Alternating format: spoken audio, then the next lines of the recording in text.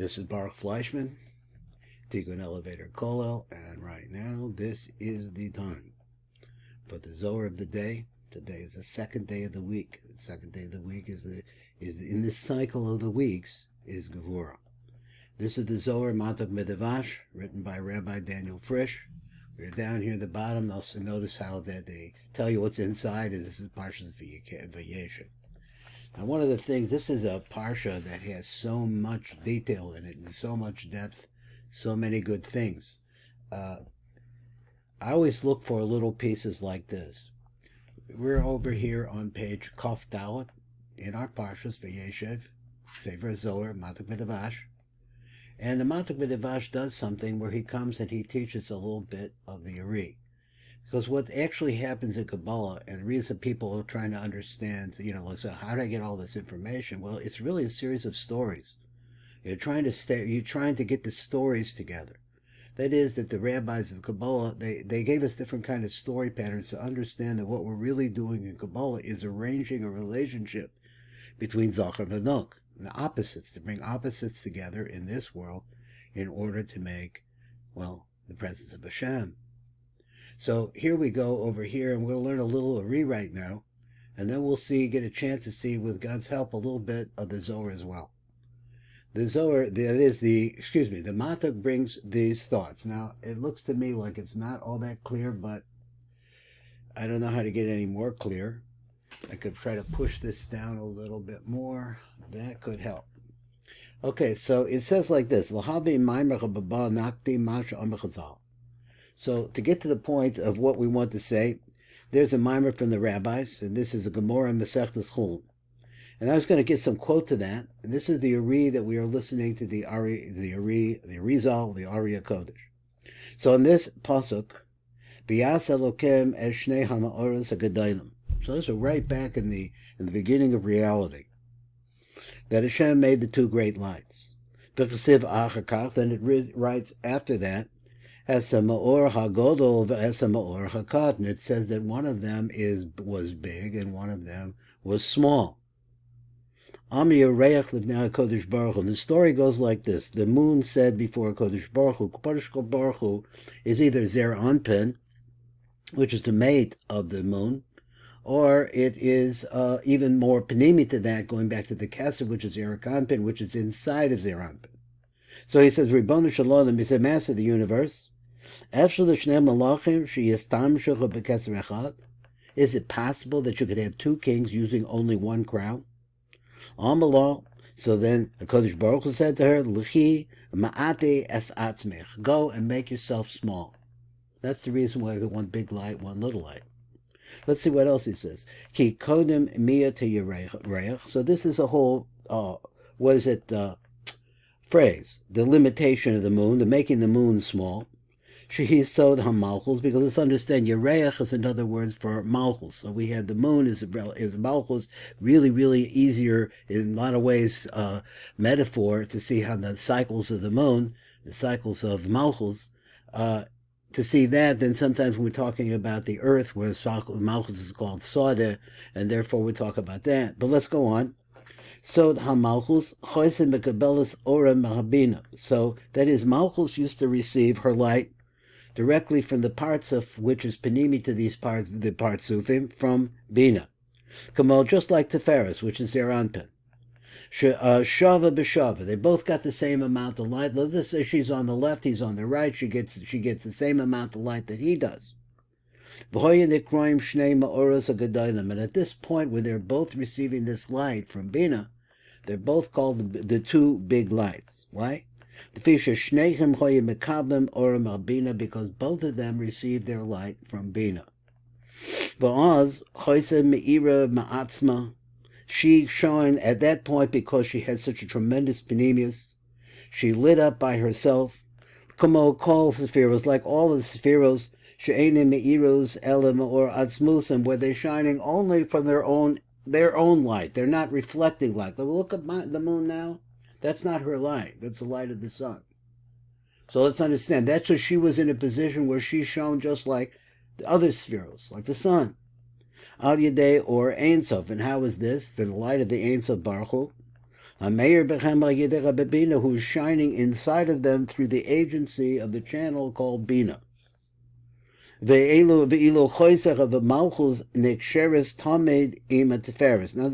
explanation goes like this: that if it was the case that the Malchus here, which is the moon, was constantly tied to the same source of light as Tiferes, which is their Anpin, that she's equal to him. Let's say he's just on one side, she's on the other, but the amount of light that they're getting is the same, and as a result of that, they're in the same position, they're bound together.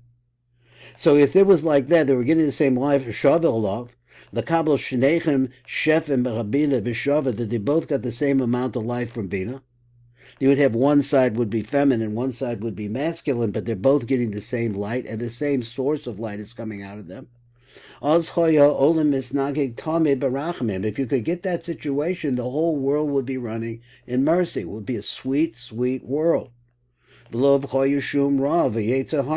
be any bad things. There wouldn't be a Yetzer Hara trying to seduce us. In the world, and people would be like angels. But then, on the other hand, that doesn't really work because there would be no reward and punishment. But here is an important point, that since the real reason, the real root of creation was to create a situation so that people could have choice.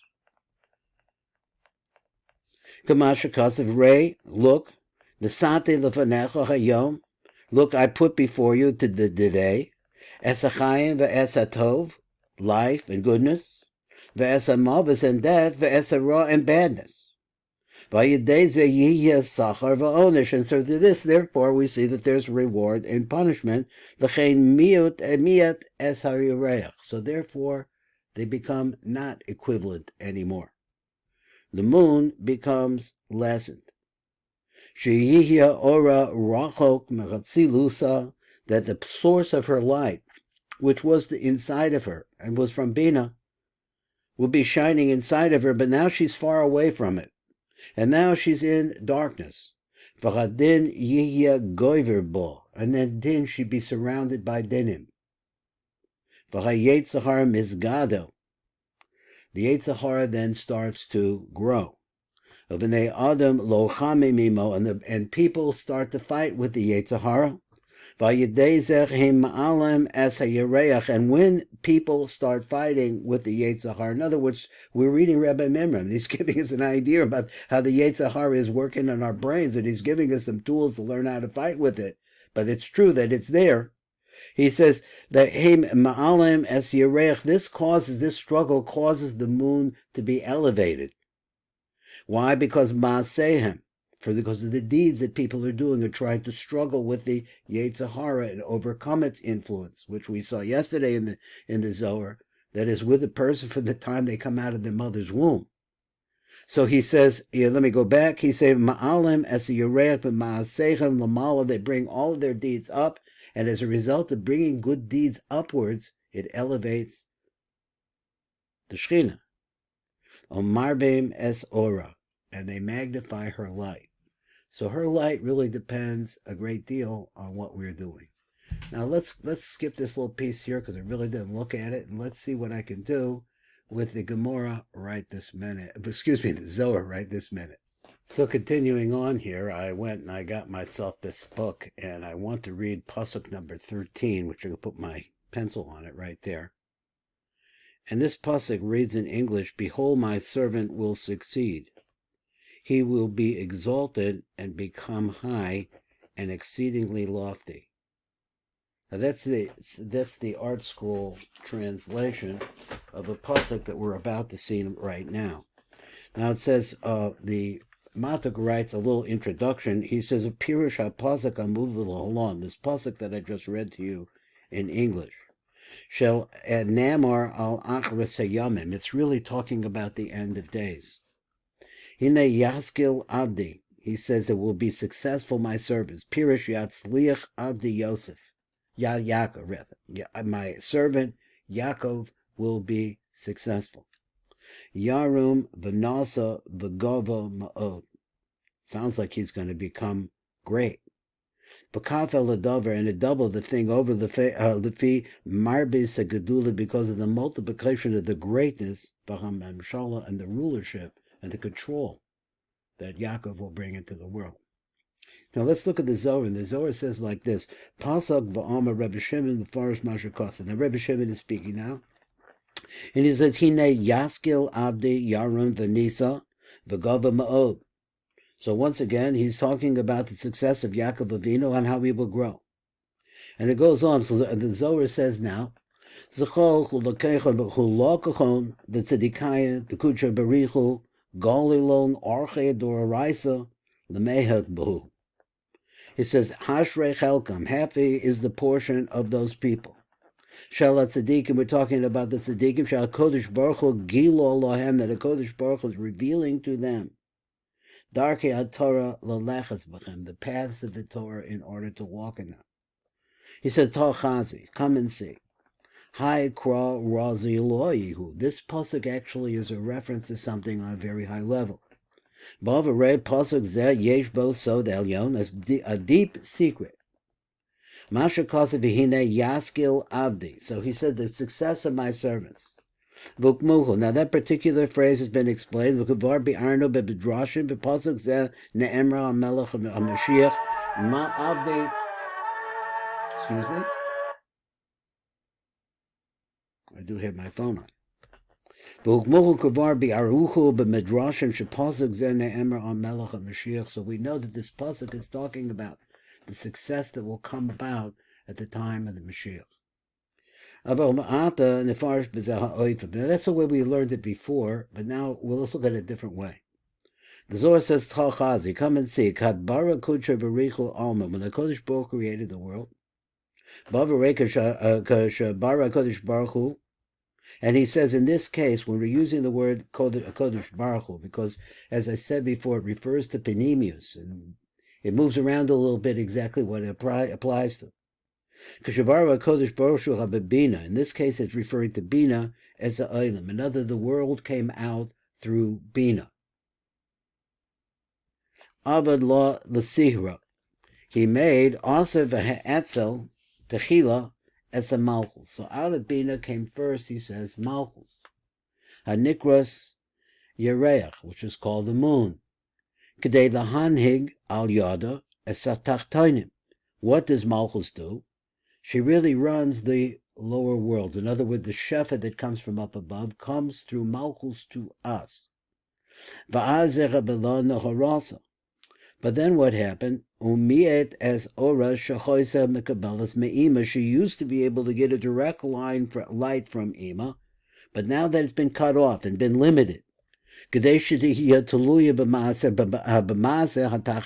what had happened as a result of that is that her growth and her ability to have light really depends on what's going on down below her, in other words, by us, what we're doing.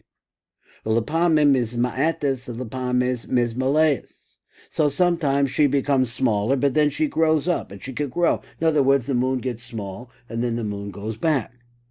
Because we understand this is the principle that we want, the underlying principle, that when they're dealing with good deeds, they are elevating the Shekhinah, they are multiplying her lights, because we are able to build her up. Chas v'sholem, if we start really messing up and doing a lot of sinning, this has misma'atim, it limits her light, so she becomes smaller. So we see that the moon cycles, but the cycles really depend on the behavior of people down below. This is the concept, not necessarily the astronomical moon. We're talking about the concept of the moon, as we understand that it grows and it gets smaller. The lis la megar meklum, and the reason why this is because the way that Malchut is created is that she has nothing of her own essence. Shahare achar hamiyut, because once she was limited from that original position where she got light directly from Bina, once she was mismayet, ein la mishala klum, she's empty. She's so far from the light is outside of her.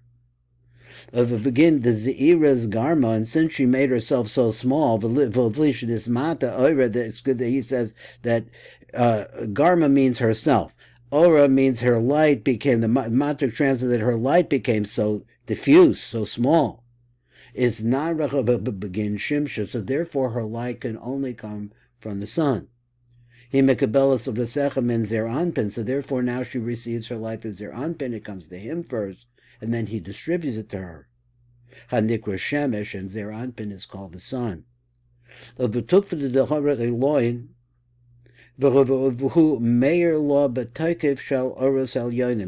Anpin then becomes the main funnel. And all the lights from up above funnel through Zer Anpin, and wind up, he distributes them into Malchus. This is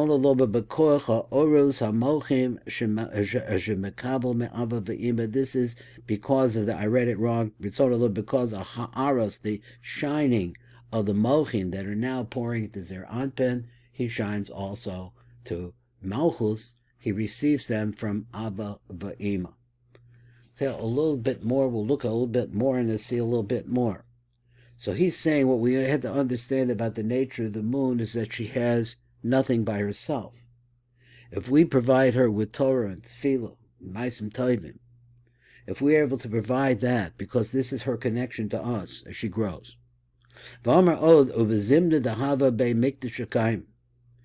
the time of the Mikdash, when it was still there, Yisrael Chava Mishtadlin Bekarbanim Ve'ilevin Ve'vuchanim.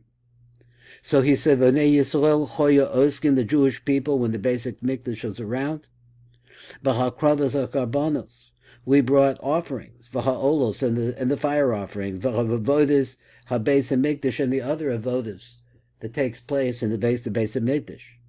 The Hava Avdin Kahane V'livoy V'Yisraeli. Shehem Oisim, all of these beautiful things in the Beis HaMikdash, they were done by the Kohanim. Let me see, I lost a place here. Dawson, that is the avodah of the Kohanim, of bringing the sacrifices, V'halaviyim and the Shirim, B'duchanim, and then the Yisrael, B'duchanim, B'shirim, B'zimra, B'yisrael, B'chamadim. So I said a little bit wrong, V'lavilim, where they sat on their perch, B'shirim with their songs, B'zimram and their music, B'yisrael, B'chamadim, and then the Jewish people, that is the regular Jews, non-Levite Jews, would be witnesses. Shehem Keneged Gimel Kavim. So Kohanim, right line, Levium, left line, Yisraelim, middle line. Shehem Keneged Gimel Kavim Shal Chagat. Chesed Gevurah Teferes. Ba'avodasim. So he says that, so let me say, I think it's, okay, let me see, I lost the place, I'm sorry. Kohane b'devar b'Yisrael, v'shechoya osim, kohane b'avodas, v'levina, b'duchane, v'shiram, b'zimram, b'Yisrael, b'ma'amadam. So he said, this is keneged the gimel kavim shal chagat, begin the kashrach of the kishrim. Kedei the kasher elo hagimel kavim. The whole idea is to bring these three kavim into oneness. That's what you had when the Beis HaMikdash was around. So the kavim elo gimel kavim yachad the yachad as called hamidos, and to bring all the different attributes, which become the attributes of human beings, and to bring all of them into a oneness. V'la'an harach begin the kasher kishrim. I think I read that. V'lahayir es ha-spheres or godel, and to shine unto the spheres with a tremendous amount of light. Ki l'chein nikra inyan shchitas v'sreifas behema b'beis hamikdash. Because here we're talking about what is the idea of shechting of an animal, burning the animal, offering it in the Beis HaMikdash, b'shem carbon, is a carbon. Because what the carbon does is it brings the upper midos, that is chesed, gevurah, teferes, and that's a chod and yesod. And causes them to make a yichud with each other. And as a result of that, all of these midos begin to start coming together and receiving shefa from up above them.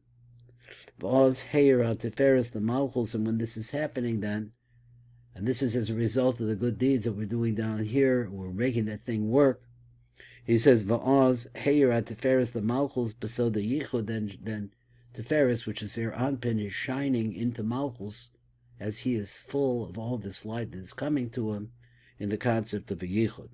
Now, we'll get on to this a little bit more tomorrow with God's help. This should be around again tomorrow. Thank you very much for learning with me. This is Baruch Fleischman at the Tikkun Elevator Kollel, and this is the Zohar for the second day of the week of Parshas Vayeshev, day of Gevurah.